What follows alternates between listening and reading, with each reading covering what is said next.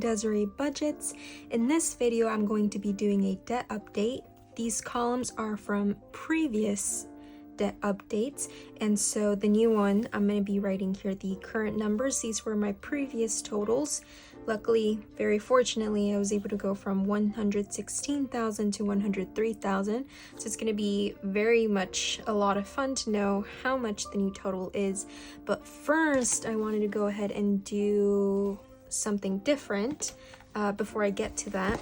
I put in a new category here for my stuffings, and that's miscellaneous. I didn't have this last time I was stuffing my envelopes, but I want to go ahead and add $25 from the money that was supposed to be going for my savings challenges. So I'm adding $25 for the week and $20 for this upcoming week. So that's going to be a total of $45. Again, $20 from last week, and then another $20 for this upcoming week. So that's that. I'm happy I got that out of the way. And the last thing I wanted to show you was this bag. This is a fake Louis Vuitton bag. It is not real. You can see the bag here. And I do not want this. So it's for sale, $200. You can DM me, Desiree Budgets. The Instagram handle is there in the description, but it's a brand new bag. I have never used it. It says Louis Vuitton, and it comes with all the bells and the whistles. It also comes with the string. It says Louis Vuitton, does it? I think it does. Yeah, it does. And you can see the back. I've never really fully taken it out. Oh, and it also comes with its little slip case. And what is that? I have no clue what that is. A receipt, I guess. But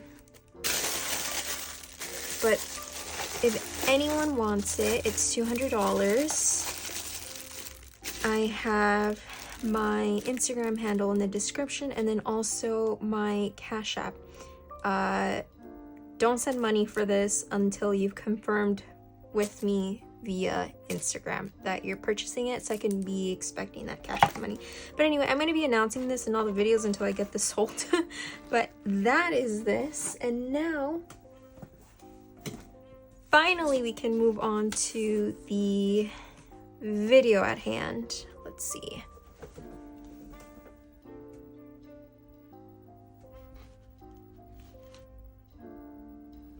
Okay, I think you can see this better, right? So I'm gonna start with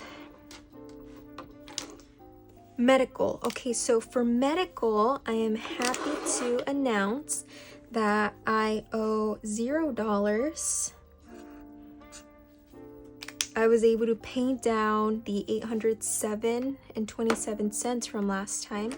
The Corvette was also paid down, and that remains paid down. I don't have any car maintenance issues. This is a very interesting debt I accumulated. If you want to go ahead and watch the other debt videos to know what happened with the Corvette or what the Corvette looked like, you can go ahead and watch the the first one.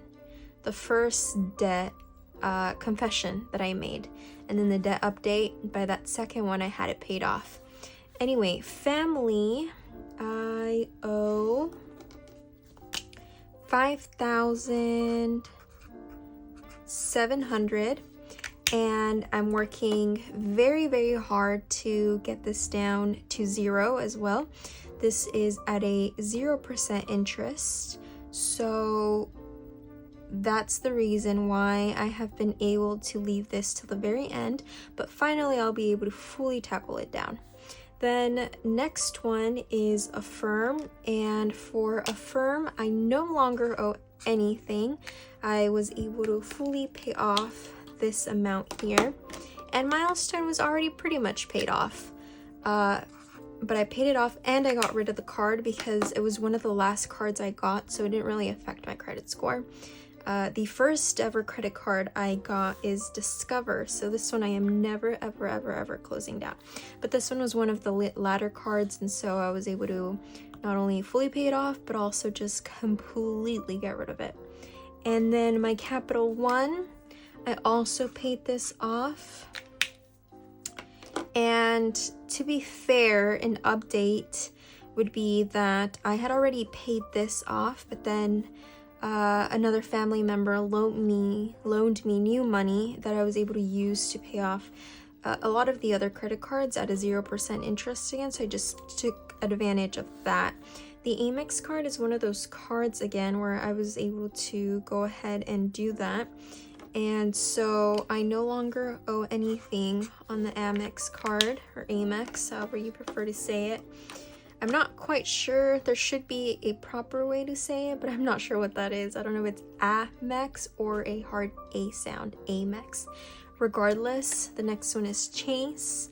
I owed $992, and I no longer owe anything on this card, so that's fun. My Apple card, this is the one that I use on a daily, but I always pay this one off now, so that's at $0. Lending Point is an account that I completely got rid of, so I paid this amount down and I closed the account, and I don't ever foresee myself getting any loan through Lending Point. And this loan and most of the amounts that I owed on credit cards were because of renovations I was doing to a house I had purchased. I no longer have that house. I got rid of it, and that's why you're seeing a lot of these numbers going down as well. It wasn't in the state that I'm in, and not something I wanted to get myself into or work at any longer, so I got rid of that. But that's why I got into debt for most of these. And Lending Point was one where I used to renovate a kitchen, so I was able to pay that down. Anyway, Wells Fargo, I no longer owe anything on this card. And let's see. Oh, Chase. You know what? I lied. Chase. I didn't mean to. I realized that I paid down this card, but I got a second card. So on this card, the $1,400 and then the $992, that one I paid it off at $0. I owe nothing on it. However, I got a second card through Chase, and that one I do owe money, and that one's a hefty amount. That one is $9,774.20. I'll just put a 2 there. 20 cents. So this is a card that I'm not really working towards right now because it's at a 0% APR until next year. It's not a focus. My focus right now is paying this off. I guess I can categorize them or number them on a list of priority much later. Anyway, Discover is also another one in which I do owe money. And for this Discover, I owe $6,924.67. Again, I got a promotion where it's at 0% APR, and I won't owe anything again until next year. So these two are definitely not priorities, even though this one is also 0% APR. I have a monthly payment of $700 that I just want to get rid of. So even though it's at 0% APR, those $700 will free up a lot of space in my budget. So that is the reason why I want to get rid of this one. But CarMax here, I don't owe anything. I got rid of that car, and because it was a faulty car, they gave me back the rest of what was owed on the loan.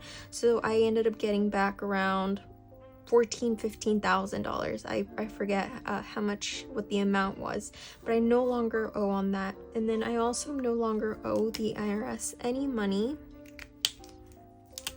So this is 0. And for student loans, I have a $36,000 loan, and should I write them all down? I'm gonna tell you what they are, and then I'm gonna write the total. So I have a $36,878.41 at a 4.75% interest. And then I have a Parent Plus loan that I want to take care of. It's under my parents' name, but I agreed that it would fall under my responsibility to pay that off, and that's at $13,628.26, and that's at a 7.8% APR. So if I were to do the math, 36,878.41 plus 13,628.26, that gives me a total of $50,506. Yeah. So $50,506 and 67 cents. That is correct. My priority is not only paying my sister back, but also paying the Parent Plus loan, because that one is at a 7.8% APR, while my own personal loans are at 4.75%. So I'm going to be working heavily on paying these two off, and hopefully by the end of summer I can have this one paid off, and then work very hard by the end of the year to have the Parent Plus loan portion, which is like 13,000 out of these 50,000 paid off. So now that I've done that, I'm gonna work myself backwards and see what the total is. So I started here with my student loans, and then I can add the Discover card, $6,924.67, plus my Chase card, that is $9,774.20, plus the $5,700, and this is the total here, 72. That's such a big number. 72,905 and 54 cents. Oh no, my light went off. Now, I had done this video, but there was so much shaking, which you will probably see in this video as well, but much less than the one previously. And also the light went out, and then the video cut off, and I had a lot of technical difficulties. So technically this is my rerun of that video. But anyway, that's why I have these covered up, and little by little I'll be removing it, sliding the paper down so that we can go through each and every one. Okay, perfect. It comes out to be 72,905, and that is a big difference from my first 116,000 to 103,000, and now finally 72,000. And let me list in priority which ones I'll be paying off first. So my first priority is this loan here. This is going to be number 1, and then number 2 is going to be the Parent Plus loan that I have. So I owe around $13,600 that I've included in this $50,000 number in Parent Plus loans, and again that's 7 point something, very close to 8%. So I need to pay down that $13,600 around there as quick and as fast as I possibly can. Now, these two credit cards that I owe money on, it's quite a significant amount. However, it's at a 0% APR until next year, and I'm only focusing on doing minimum payments so that I can throw that money into my investment account, because I'll be earning APY, and hopefully at the very end, when it's time for me to pay off these cards, I'll have money from here to pay that off, and or I can also get a new credit card and roll these balances over onto that one and continue that 0% are until I just finish paying it off completely off of the minimum payments. I am not putting any money into these cards. All the cards that I do use, I use my Apple one on a daily basis, and I always pay that off. And so I owe nothing at the end of the month. Every single month I pay it off. So I'm not adding any more purchases onto these two cards that I do owe money on. And so it would behoove me to roll these amounts into a new one that has 0% APR so that I can avoid the interest and just keep building my assets, really. So moving on to here, something that I didn't do in these other two videos is include my investment/assets category. The first one is the stock market. I have $9,412.13 in the stock market, and I very much enjoy, I eat, live, and breathe these days just looking at the stocks and seeing how they move, especially with the tariffs and all the volatility that there is. I use it kind of like a savings account of sorts where I don't take out any money, and I know I shouldn't, again, because of the volatility and the risk involved in it. However, I know that if I ever did need money, I'd be able to seek out help from people around me until, I can take out this money, because it takes like 3 to 4 days for me to be able to take out the money that I need. So it's not like it takes a month, or it's really hard. It's just a few taps on my phone that I'm able to withdraw this amount if I really do need to.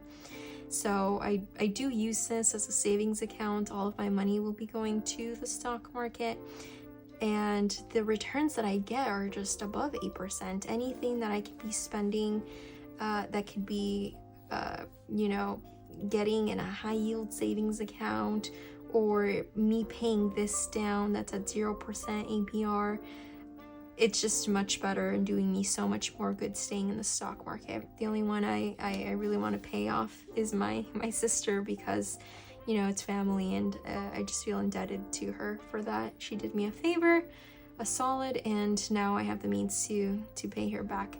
But anyway, that's the story with the stock market. I use it as a savings account, which I'm not supposed to, but there went my reasoning. Anyway, for car, I included it as an asset because I don't owe any more money in it, and I do know that it decreases in value and needs repairs and whatnot. But if I wanted to go and sell it, I would get cash, so I included it as an asset, and that's $15,000. Then miscellaneous, I'm at $5,000. And this includes, Disney dollar bills that I have that are no longer in circulation. So some of these bills are very costly. There's this $50 Boyer series Mickey Mouse Disney dollar that's going for like $10,000-$15,000. I don't have that one, but I have many of the lower denominations. And then also I have some Legos that just go up in value because Legos no longer storing them, or selling them rather. And money owed, that amount is $15,687, and that's money that people owe me. This one I'm not collecting any interest on it, unlike the miscellaneous one that goes up in value, or the stock market that gives me big returns.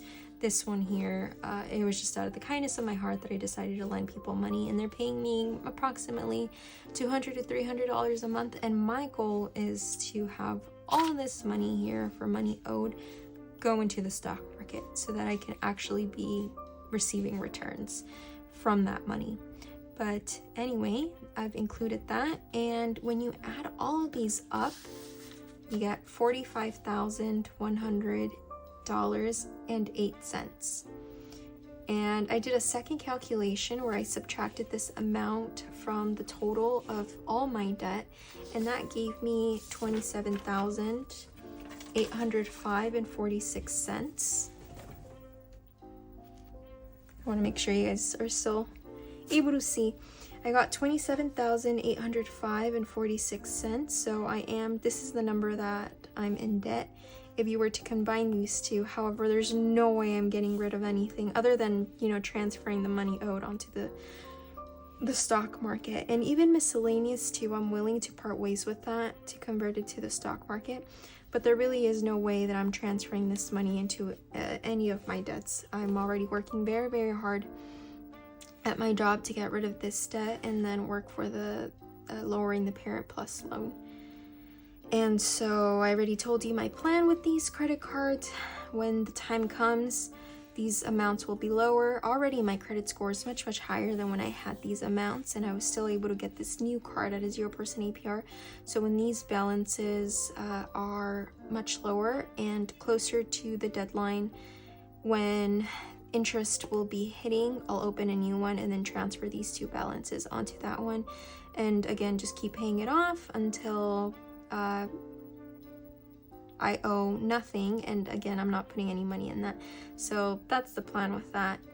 But anyway, if you have any questions about these numbers and my plan, my goal in paying this off, let me know. Even if you really disagree with me using the stock market as a savings account, or if you have questions, really, you can chat with me about it down in the comments below, or also through my Instagram, the DMs. My Instagram handle is in the description below. But yeah, I have this money here that I'm going to be using for the savings challenges, and that video is up next. I also have my sinking funds envelope to put together. I have to put those together so that whenever I do finish a challenge, I can put that money in there. And not only that, but also I need to prepare my long-term sinking funds so that I can put the prop bill denominations into those. For example, my investment category, all of these numbers are going to be included in investments. That's kind of what I'm labeling it under, although it should really be assets. The only investment that I have is the stock market one, but again, ideally all of these numbers will be transferred over to here. So in my investments category, I'll be able to add 45,100. It's a big number to add, and I'm wondering if I should really add that number because, for example, no, yeah, I can add all of these. Or you can give me any thoughts or ideas if I should add all of this 45,000 under investments, or if I should break it down into categories. You can let me know. Anyway, I hope you have a great, amazing rest of your week, and see you in the next one. Bye, everyone.